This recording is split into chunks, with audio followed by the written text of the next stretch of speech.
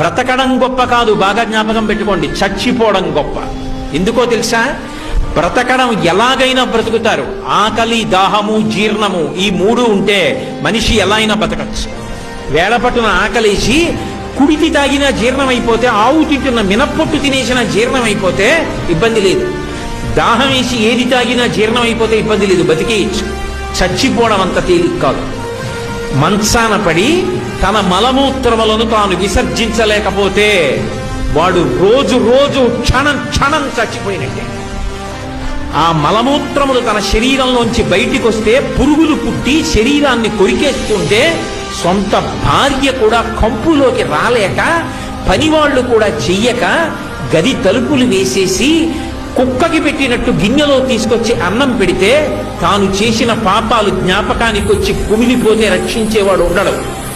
అనాయాసంగా వెళ్ళిపోవడం అంత గొప్పది. అది ఇవ్వగలిగిన వాడు శంకరుడు ఒక్కడే. అందుకే బ్రతికినంత కాలం ధర్మాన్ని పట్టుకుని బ్రతికిన వాడు ఎవరి దగ్గర చెయ్యి చాపకుండా బ్రతికి, ఎవరితో చేయించుకోకుండా పరమ సంతోషంగా భగవన్నామని చెప్పుకుంటూ వెళ్ళిపోతాడు. అంతకన్నా ఏం కావాలి మనిషికి?